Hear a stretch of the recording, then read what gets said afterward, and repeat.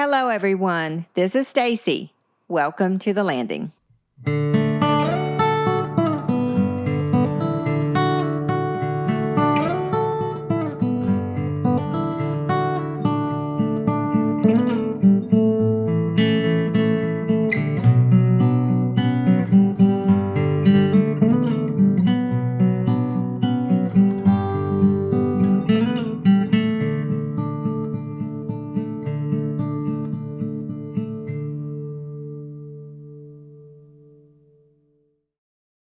Today's conversation is with a person whom I admire and enjoy being around way too much.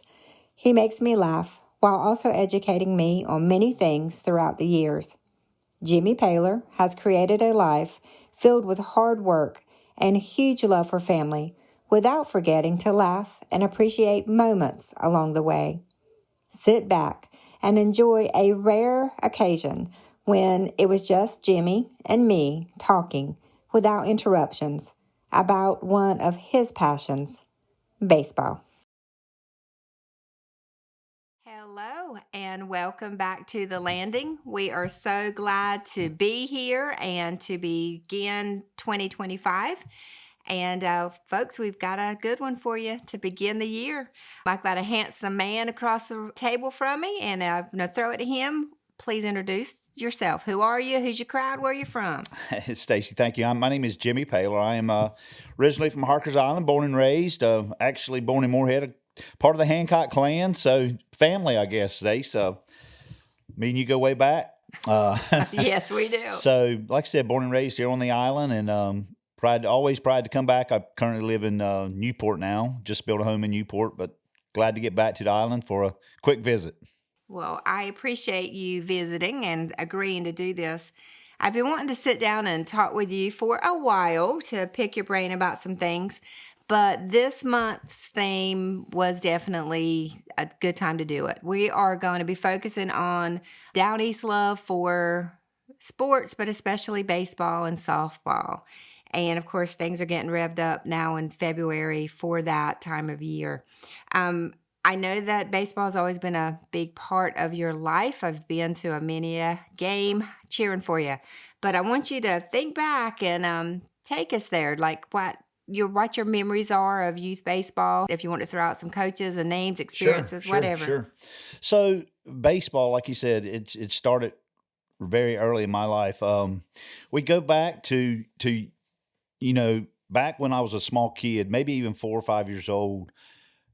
The the Mormon church here on the island had a softball team called the LDS softball team. Yep. And they played in a men's league, and I was the bat boy for that team. So at age 4 or 5 is actually when I first started loving softball at the time. Of course, it obviously converted into baseball. Oh, wow. But you had people like Alton Paul, my dad, Joe Beasley pitched for them. You had Bobby Ensminger played for the team. Uncle Ronnie Midget played for him. Johnny McGee, people like that played on that team. Later, a couple years later, your Uncle Ron, I guess Ronald was your uncle, or probably maybe your cousin. Or Cousin. Your double kin. We're double kin somehow, yeah.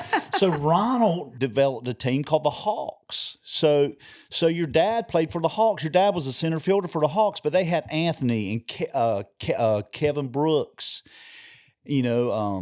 played for the Hawks. So that was a big rival with the Hawks, and the LDS played softball. And, they both played in this county league. Yeah. So that's where my love for baseball and softball really began back when I was 4 or 5 years old. Like I said, with Paul Dameron. Paul Dameron was always, he played for the LDS team, and he was always kind of a hero to me growing up because, he played with the Cincinnati Reds, come through their farm system, so everybody always looked up to him, not to mention the fact that he could hit a softball a country mile, so it was always fun to watch him play. But also, during that same time period, and I'm going to throw a name out that I don't know that you've heard of, but many people on the island hopefully will remember him down east. There was a guy by the name on the island. He lived beside Joe Beasley on Cape Lookout Drive by the name of Pop Carrington. No, never so heard Pop Carrington was a older gentleman that lived here on the island, and he fished on the Harkers Island Bridge, the small bridge at the time, fished on the bridge every day that I can remember. I mean, he was fishing. I'm assuming trying to catch a speckled trout up there. But he would drive by my parents' house to go to the bridge, obviously, because he lived right up the road from us. And either going or coming back, if I was in the yard doing something, he was always pull off on the side of the road and always come out, and we played a game called Strikeout. He would pitch a tennis ball on the side of my and Daddy's house to me, and I would hit it. Really? So baseball goes back, and I'm telling you, I was probably 5 or 6 years old and this Wow. Pop Carrington was, I don't know, he seems like, when you're 5 or 6 years old, you don't have any concept of a 60 or 70-year-old man. You don't know how old they are, because at the end, the 40 years is old. Right. But anyway, I mean, I would assume Pop was in his 60s or 70s at the time he was doing this. So Wow. I fell in love with a gentleman by the name of Pop Carrington. And I really don't even know where Pop was from. I think he was from the Northeast, maybe Connecticut or somewhere up there. But Pop loved sports and loved baseball. He loved all sports, but he loved baseball. So I got to give Pop some type of credit for helping me develop my love for the game. That is so cool. Yeah. So you talk about my love for the island, or my love for baseball grew right here on the island. You know, we played. When I started Little League, we played across from the fire department. It's called Academy's Field.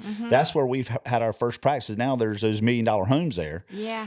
That's where we first started. That's where I first started playing baseball. Was there a baseball field There was a there? field it was a waterfront. Probably the nicest park Yeah. to me, the nicest park in the world, because I could sit there on third base or shortstop and look at the layouts. layout. Yeah, so it was pretty nice. I mean, we had an old chain link fence on 4x4s as the backstop, and an old sand pits, sand spur baseball lot. But Oh yeah. but Wow. Okay. yeah, pretty cool. And then that we stopped playing there, and we moved behind the school. That's what I remember. We moved behind the school. Yeah. That was probably my last year in Little League, that we moved behind the school. Mike Cruzy was That's what I was going to ask. Mike Cruzy was my baseball coach. Yeah, and Cruzy, who's now moved to I think he's living somewhere down in the Dominican or South America somewhere. What an influence he was. Big old burly man that was not afraid of anything, was my baseball coach, and he taught us a lot about winning and losing, and just to be more passion, because everything Mike done, he had passion for it. Yeah. I mean, he was a passionate coach, passionate football player. So he taught us about having passion for the game. Oh, that's so fun. Yeah. Little League, I remember going to games. Like, we would go and we would cheer for y'all. I remember going to Daddy's Hawks games. Yeah. And watching Daddy. He was so fast. He was fast, yeah. So I always compared him and Uncle Ronnie. Uncle Ronnie was left-handed. Yep. I remember he hit left-handed for the opposite team of the Hawks, the LDS. Yeah. And that's what they were called then, the LDS and the Hawks. But anyway, Uncle Ronnie would hit left-handed, and he would try to hit a ball to the third baseman and beat it out every time, because it's almost like the fast pitch softball girls do now, where they get running and swing while they're running. Yeah. And that's kind of what Uncle Ronnie would do. And like you said, your dad plays center field for the Hawks, and he was extremely fast as well. So it was a great rivalry and great competition, getting to see my two uncles who married my mother's sisters compete against each other. And were basically the same type of player. Both of them played center field, and both of them extremely fast. So it was fun. It was fun. That's what, like I said, grew my love, or what got me really interested in ball at such a young age. Yeah. And I say ball, of course then they played softball and obviously converted into baseball for me. Right. With Little League, you played until about what age? High school? Little middle League. school? So Little League, yeah. So Little League, I think I played probably I was 12. I don't even know what grade's 12. That's about seventh. Seventh grade, yeah. And then it converts over to Babe Ruth. Again, I would be remiss if I didn't talk about Babe Ruth and talk about a legend from this area as well. So at the time they had a draft from Little League. You get basically the three coaches from down east, which was three legends. Crawford Piggott had the bankers. Wow. Uh-huh. Yeah. Mr. Danny Gillikin, Richard and John's daddy, Yeah. had the A's. Yeah. And my coach, which coached the Seagulls, was by the guy by the name of Wilson Davis, who obviously yes. a legend in this area. Yes. I was fortunate enough that I got to play. Mr. Wilson picked me on his team. Even though if I'd have played for Mr. Crawford, Mr. Danny, I'd have been tickled to death as well. But it worked out great for me because my best friend Dean Nelson at the time, he played for the Seagulls. So, and I got to go back and talk a little bit about Dean and Kurt Nelson as well. Growing up, me and Dean were best friends, and I knew that if I went to Dean Nelson's house, we were going to play baseball of some type. Kurt Nelson was going to have us in his backyard. We were going to do something with baseball. Right. I mean, Kurt's love for Kurt obviously was a great athlete. You could probably ask your dad about him or whoever, yeah. and he'll tell you how good an athlete Kurt was. But if I went to Dean's house, we were going to do something with sports. Most of the time it was baseball. If I went to Dean Johnson's house, we was going to play basketball. If I went to Jonathan Griffin's house, we was going to play football or basketball. So at the time, and I look back on it and wonder why, but we didn't have the computers. We didn't have the video games or the cell phones or the social media that the kids today had. So we were outside. We were either outside riding our bikes or outside playing ball. If we went to a friend's house, we picked what sports we wanted to play, and that's the friend's house that we went to because we knew that's what we were going to do when we went to their house. It was that simple. Yeah. So going back to that, going back to Babe Ruth, had the opportunity to play with Wilson Davis, and Brad Piner was assistant coach. Brad Piner, who's a CPA in Beaufort. Mm-hmm. Great coach. And Brad, I think, played a little bit of college ball. So it was good. My youth local baseball was phenomenal here. And we got to talk a little bit about, at the time, talking about Carteret County and baseball, how big baseball was in Carteret County. You had the Eastern Blues, who was a men's baseball team. I don't know if you remember. I don't remember. I've heard the name. So the Eastern Blues had it was a men's, and I think they called it like a semi-pro or whatever. It was a men's league. It was a Carteret County men's league. But you had the Eastern Blues, you had the Coastal Grays, and then Salter Path had a team. But on the Eastern... And this was baseball. This was baseball. They played at Smyrna School. Do you remember that field? I remember that field. Do you remember the field across Smyrna? Yeah. So they played across from Smyrna School, and you could go by there on any given Sunday in the summertime or springtime that the Eastern Blues, that was their season. Stacey, they would be cars lined up, all up and down both sides of the street, all the way back to where that convenience store was. And GNR Grocery was there at the time, which now is the Lookout. But they would be cars parked all the way up that street and all the way down, headed towards Marshburg. But it was crazy. How old were you then when that was going on? Were you? I was probably the same age, maybe 7, 8, 6, 7, 8. Because I don't remember. I remember the field, but I remember like the school kids playing on it. Yeah, so you know we did. I mean? So when I played Babe Ruth for Wilson in that age, we played there. Later on, Eastern Park came into play, and one of my favorite places in the world. Yeah, so the school system or the county, I guess, took over that field across from Smyrna, and I don't know, they did something to it. Anyway, we couldn't play there anymore, so we actually moved to Eastern Park. Now during the Little League, we played at Eastern Park already, but at the time they didn't have the bigger field in front. They just had the Little League field in the back. That's where we played Little League. Yeah. And like I said, we played Babe Ruth ball at Smyrna School.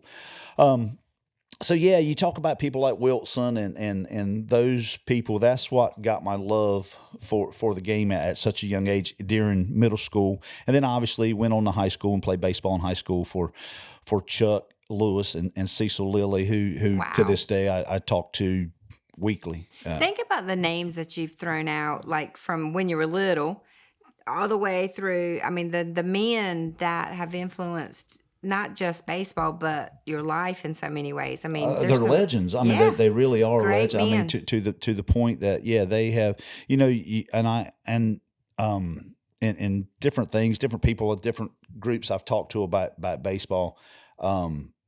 You always say that teachers don't influence people's lives. Oh my gosh, it's crazy. Because those teachers, which I consider Wilson and Brad a teacher as well. For sure, yeah. Wilson, Brad, right on up to Cecil and Chuck and Donald Leatherman. Donald Leatherman is the one who got me in all this crazy mess as far as umpiring.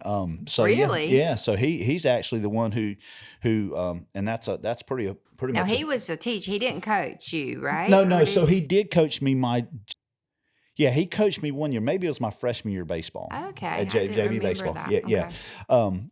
But anyway, Donald was a history teacher, athletic director, and a football coach at the time. But he also coached. He coached me in baseball. But how Donald got me involved in umpiring was that it was my senior year, and he played for that in that men's softball league that I was telling you about. They were obviously still playing years later. So he played for a team called the Naturals, and Donald umpires slow pitch softball some as well. So I was in it was either advanced PE or study hall in the gym in my senior year one spring day, and he came to me and said, "Hey, we don't have an umpire for tonight's game." And he knew, like I said, I was playing baseball at the time at East Carter. He said, "We don't have an umpire for tonight's game. Can you come help?" He said, "We got one umpire. We don't have two." He said, "Can you come help the other umpire?" I said, "Donald, I don't know anything about umpiring." I said, I don't want to do it. He said, "Come on." He said, "Just come to Swenson Park." He said, "You can umpire this game." He said, "We'll pay you $8 a game." I said, "Wow, $8 a game? That's big money." Gosh, I can go. I don't want to take this weekend. I can go to L's. I go to Yeah, I can go to L's, spend whatever I could. Yeah. So anyway, yeah. So Donald Leatherman talked me into going to umpire my first baseball or softball game my senior year of high school. Oh, wow. And that's kind of how it got started. A couple weeks later, he was in his office, and I walked by, and he hollered at Paylor, "Come here." So I walked in his office, and he said, and at the time there was this, of course we didn't have the internet and didn't have ESPN at our fingertips, so we had a newspaper called the Sporting News come out every week. Yeah. So he subscribed to the Sporting News, and he had a copy of the Sporting News, and he opened it up, flipped to a page, and it had a article in it that said Joe Brinkman's umpire school. He said you should go to this umpire school. I said, "What do you mean?" You must have done a really good job. I said, "What do you mean go to this umpire school?" He said, "You should." And at the time, Stacey, I was floundering. I didn't know what I was going to do. I was headed to CCC or headed to maybe East Carolina or doing something, didn't know what I was going to do. And this was getting late. I had to decide to do something. Spring is senior year. Yeah, exactly. So it was time. So anyway, I came home and told mom and dad, I said, "I think I'm going to go to umpire school." They were like, "Oh, you're nuts." And then I bought them the article the next day and somehow convinced Perry Lynn and Billy to spend $1,500 to send me to Cocoa Beach, Florida. That's amazing. To yeah, exactly. And you know how frugal my mother is, so you can So anyway, she convinced her to do that, and hey, the rest is history. There you go. Wow. I didn't know all that backstory. I'm gonna tell you something even better than that. Do you have any idea how I got from Harker's Island to Cocoa Beach, Florida, on one January 6th day? Have no clue. This is gonna break your heart. Uh-oh. Miss Mary Francis took me from Harker's Island in a Pinto. Yes. In a white Pinto with paneling siding. Yep. Down it from Harker's Island to Daytona. I spent the night in Daytona, Florida, At her Daytona house? Beach, at her house. God I'll bless. never forget that. I slept upstairs in a room, and I was scared to death. Slept upstairs in Mary Francis' house, and the next morning she took me to Cocoa.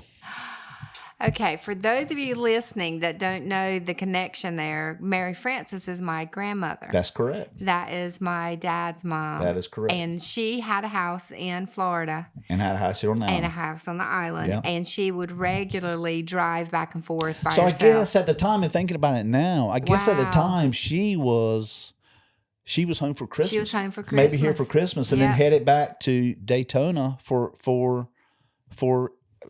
winter. Yeah, she would stay there for the Yeah. winter. So I basically man. hitched a ride with her to get back to Florida. That's how I got to Florida. That makes me sorry. Yeah. And it's the sweetest. Let me ask you one question that has nothing to do with baseball, but that trip.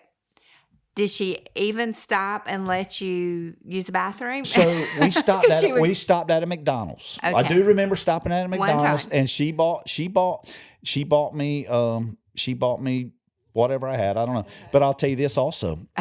I'll never forget this. She pulled up to, it was called the Cocoa Expo. That's where the umpire school was. It was a big sports complex in Cocoa Beach, Florida. We pulled up there. She basically walked me in. I grabbed my bag. She walked me in and made sure I was like the mother hen that she was. God walked bless. me in to check me in, whatever, on my way. So I walked. She said, "Okay, well, I'm leaving," and she handed me a $20 bill. And to this day, I've never told Uncle Wayne because I'm afraid he wanted that $20 bill back. Afraid and took in his inheritance. So she gave me a $20 bill that day, and like I said, that was and $20 back then, and wow, in 1986, that was probably $100 now. Who knows? But yeah, God bless. yeah. So she took me to Florida. That's how I got that's how I got to Cocoa Beach was from To Mary the Frances. school. Yeah. That was now. Of course she did because she was home at the time. But that makes me sorry. That's awesome. Yeah, That is I don't awesome. even know if Tanya and Dwayne. I don't even know if they know that story. I was just thinking about it driving over here today. I was thinking about when I went to umpire school and all that, and Mary Frances. And I'll never forget. It was like I said, a white Pinto with wood paneling on the side. Wood paneling, Yep, and it was packed to to the hilt. we could not Yep. could not get another thing in it. No, Yep, because where you were sitting was normally packed too. Yeah. So you know what I mean. Yeah, So you had to move it on further back. yeah. Oh, that is so sweet. Yeah. Oh my gosh. So that's how I got to Florida for the first time. Okay. So this Island Boys Hitched a Ride is in Florida. Just give us a little bit of your world from then on, because I know it was a new world for you. So it was, yeah. I was 18 years old. I like I said, I graduated high school in the previous June, turned 18 in August, and then in January headed off to umpire school. I went through umpire school. Umpire school at the time was a 6-week program at this first school. So you went to 2 different schools. You went to the first school to qualify to go to the second school.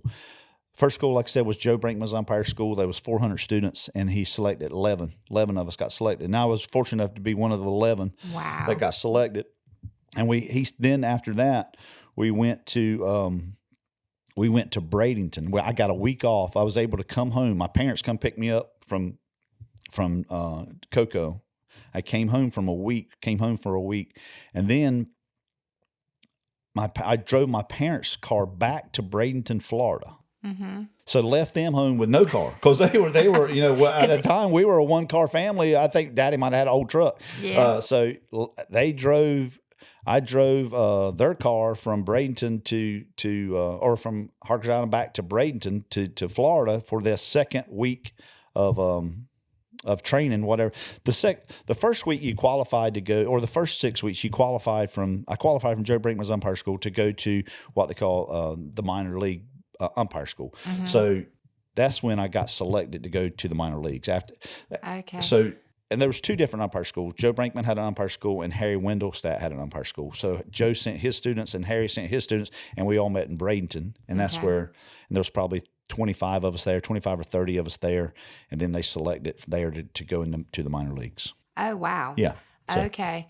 So in school, were you umpiring games? So you're talking about during umpire school? So basically it's a lot of drills. You do a lot of things. You do a lot of what they call now cage work. We had a classroom portion in the morning. We would go to a classroom portion in the morning. I think that was just so the instructors could sober up a little bit because they were all probably hung over from the night before.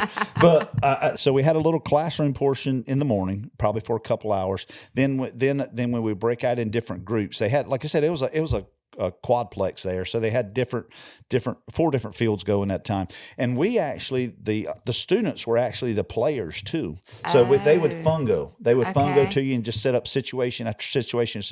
So you would do that for a portion. Then they would send a group to the cage, and they would have you would do call pitches in the cage. And then in the afternoon, there was different teams that would come in, and you would actually umpire their games. So live. Yeah, okay. yeah. So you're learning all the rules and then actually applying it, and wow. Okay. So at the time, so they tell you about how raw I was and how much I didn't know, and of course they all say you don't know what you don't know. I went to umpire school. I didn't even have an umpire uniform. I went down there with shorts, cleats, t-shirt, sweatshirt, sweatpants, and a baseball glove and a hat. Didn't have the first at the time we wore light blue shirts and gray pants, button up, like didn't have any of that. Black shoes, didn't have nothing. None of it. Went to umpire school with no uniforms, nothing. Wow. So I had to work my first game, and I had to borrow stuff from other umpires to go umpire actually on the field. Like I said, that's how raw Wow. and how much I didn't know about what I was getting into. So, but it worked out. Like I said, I was at the time supposedly the youngest umpire ever to get into professional baseball at the age of 18, and it's That's amazing. it was a life-changing experience, obviously. Yes. Now, I know that you've got, because you're still umpiring, Sure. right? Yeah. And so you've got lots of stories. But can you share any that stick out? That was just like, I can't believe I'm here. Like, what's going on? So, yeah, I can remember tons of stories. I mean, the first time I had the opportunity to meet several Hall of Fame baseball players. I mean, several. You name them, and during that era from 86 to 96, if there was a baseball player around, I'm sure I had some type of encounter with them, either in the minor leagues or for the brief period of time that I umpired some big league games. But yeah, I mean, people like, now Ted Williams wasn't playing at the time, but he was during instructional league. I had the opportunity. He was sitting in the Red Sox bench during one winter instructional league, and remember walking on the field. We had to walk through the Red Sox dugout to get to our locker room, and walk through the dugout, and was going up these stairs. This guy put his hands on my shoulder and turned around, and it was Ted Williams, and he said, "Hey, you had a good game today." I said, "Hey, thank you." I umpired a plate that game, and he said, "Hey, you had a good game today." He said, "I really liked the way you called the low pitch." I don't know if I missed a lot of low pitches that day, or if maybe I was balling a lot. I don't know what but he said he liked it, so it was good enough for me. But anyway, I ended up getting onto our locker room that day, and went to the locker room that day, and they always had like a clubhouse guy for us. Guy did our laundry and would bring us food after the games and stuff like that. We'll sit in the locker room. I was getting changed, getting dressed, and I looked down and said, "Hey, what's the chances you could get me Ted Williams' autograph?" He said, "I don't know. I'll try." He said he don't like that a lot. So he said he don't like people to approach him like that. So I said, "Okay, no big deal." 10 minutes later, he walks in, and he's got a brand new Louisville Slugger baseball bat, and it's got Ted Williams number 9. No way. So there you go. Oh, I don't have that bat to this day. That's a sad story. I gave it to a girl in Winter Haven, Florida. I don't know why, but I gave it to a girl for some reason. Have you lost your mind? I lost my mind that night. I don't know what happened. But anyway, so there's some beautiful blonde-headed girl in Florida that's got my Ted Williams baseball bat. That's some idiot gave her. Some idiot. Yeah, some idiot. Can you believe some idiot gave me this Ted Williams bat? I was that idiot. But anyway. So if you're listening. If she's listening, you got my bat. Yeah, but no, you talk about, I mean, people like, just Jim Tomey. I mean, Hall of Famers. Oh my goodness. So just to put it in perspective, because I know the people from Eastern Carteret County or Eastern North Carolina are big Braves fans. But when I was coming through the minor leagues, I come through the minor leagues for the last, from AAA on. So I went to AAA in 90. From AAA for 3 or 4 years, I was on the field whenever I had the Richmond Braves with Chipper and Javi Lopez and Ryan Klesko and Ramon Cabrera and just Francisco Cabrera, who was a hero in the World Series. Wow. He scored a winning run in the World Series on a Sid Bream hit. Steve Glavine. My goodness. I mean, Steve Avery, Tom Glavine, people like that. I mean, I had them. Glenn Hubbard was the coach. Glenn Hubbard, who was a coach for the Richmond Braves at the time, but during the when the Braves first started coming on TV at TBS, was actually their second baseman. So yeah, I mean, you talk about people that I've met. It's just old man George Bush coming to the president. The older George Bush. Yes, he came into our locker room one night in Hagerstown, Maryland. We were sitting there, and they were doing a special. Him and Walter Payton. Walter Payton is a great running back, Hall of Fame running back for the Chicago Bears. We were in Hagerstown one night, and we get a knock on the door, and this guy in his suit comes in. I mean, typical Secret Service black, like you see on TV, black suit, thin black tie. He come in the locker room. He said, "Gentleman said, got somebody who wants to walk into the locker room real quick and just tell you why he's here tonight." 10 minutes later, George Bush Sr. walks in our locker room with him and Walter Payton, and there's 6 of us in the locker room. So like we're in there with Walter Payton and George Bush by ourselves, and they were basically at the time they had just started.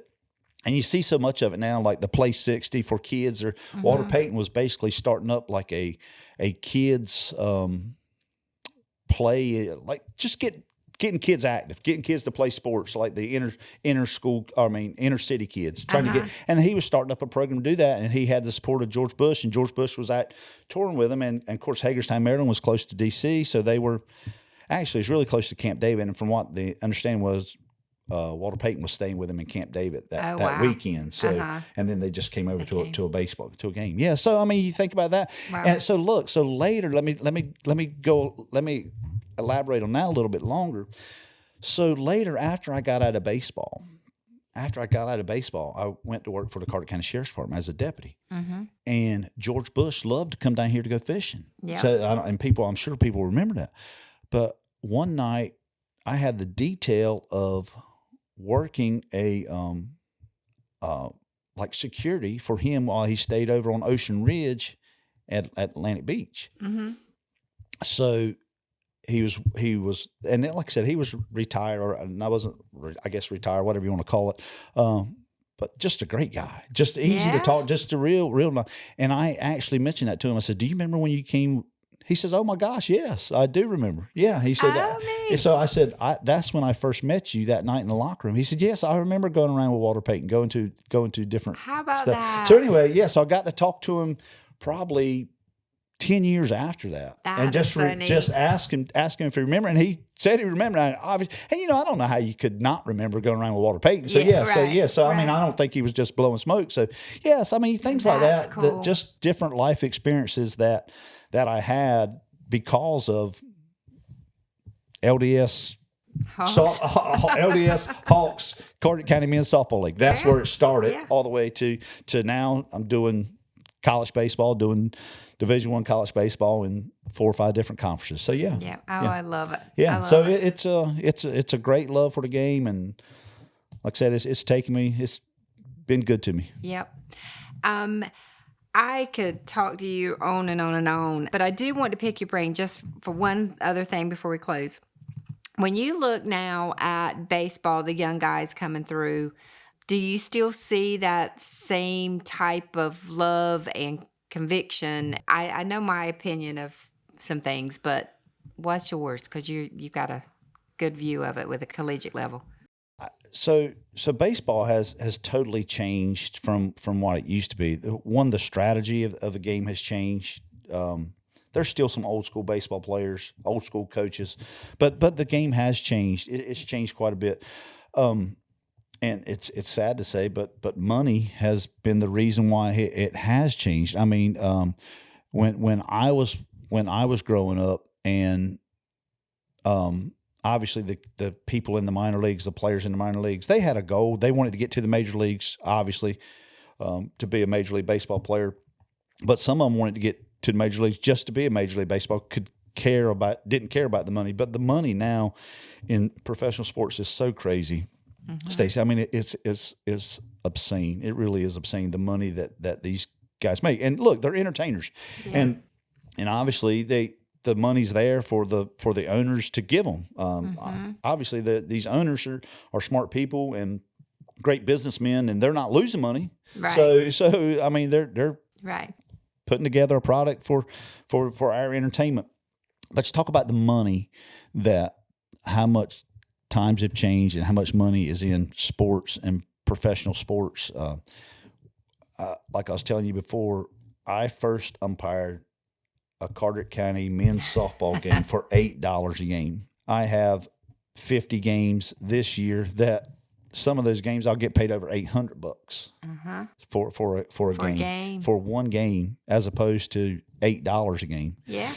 And so that's how much money has become in college sports and professional sports. I mean, it's not hard. It's not hard to look. I don't think the drive for the young kids is there like it used to be. Like I said before, when we first started, when I was growing up, when I was 10, 12, 15, 16 years old, we didn't have the ability to come home and sit in front of our computer or play on our phones and play a game or get on TikTok or get on Facebook or Snapchat. We didn't do that. That's not what we did. We went home, and if we were fortunate enough that it weren't raining or weren't cold, even if it was cold, we went outside and played, and we did something outside, activity outside. And I think that's what, not to get philosophical on you, but I think is what is somewhat,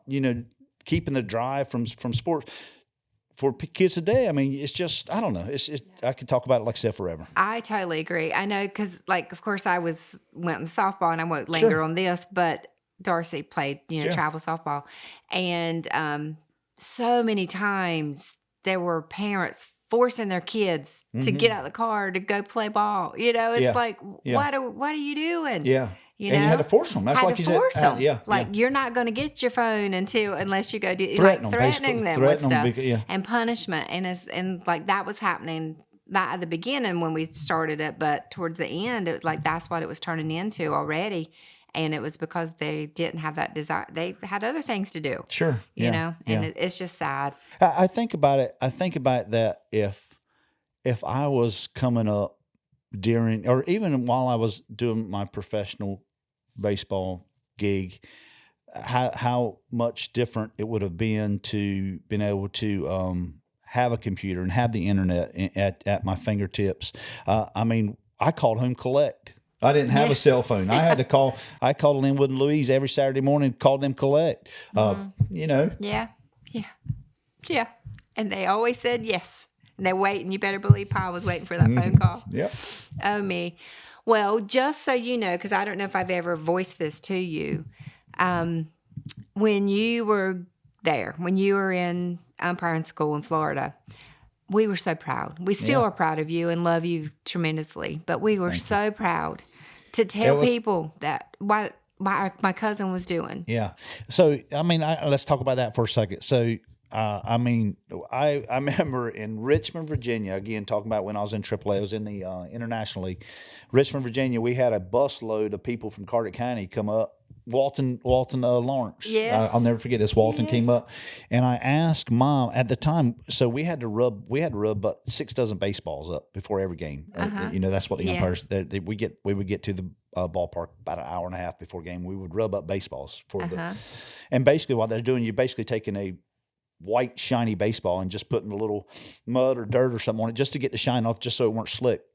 So I asked Mom, I said, Mom, when you come up, I said, bring me. I said, I know this is a foolish request, but see if you can find me some mud out of a boat basin like was in your backyard. Yes. I want some old mud, some slick mud. Put it into something and bring it to me. Oh, me. So she said, what do you want that for? I said, I need it to rub my balls.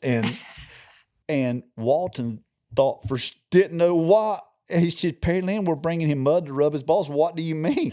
She said, Walton, his baseballs. He's got and I'll never, every time somebody mentioned Walton and Loretta, I think about Walton, how he that mud that they had to bring me to. So they did bring you mud. They brought me, I remember they bought me a little plastic container with a little screw-on lid full of mud. I started to say, did that work better? Oh man, it was great. It was great. To this day, they use Tennessee River mud. Really? That's what they use to rub the baseballs with, but yeah, so that's hilarious. Yeah. So I told Mom, I said, Mom, bring me some mud home. I mean, bring me some mud when you come. But yeah, so I mean, and I did. I had tremendous support when I was in professional baseball. I mean, it was crazy. I would come home during the off season, and you would think that it would be a struggle to find a job in the winter here. In Carter County, but I was always able to find a little part-time gig in the winter.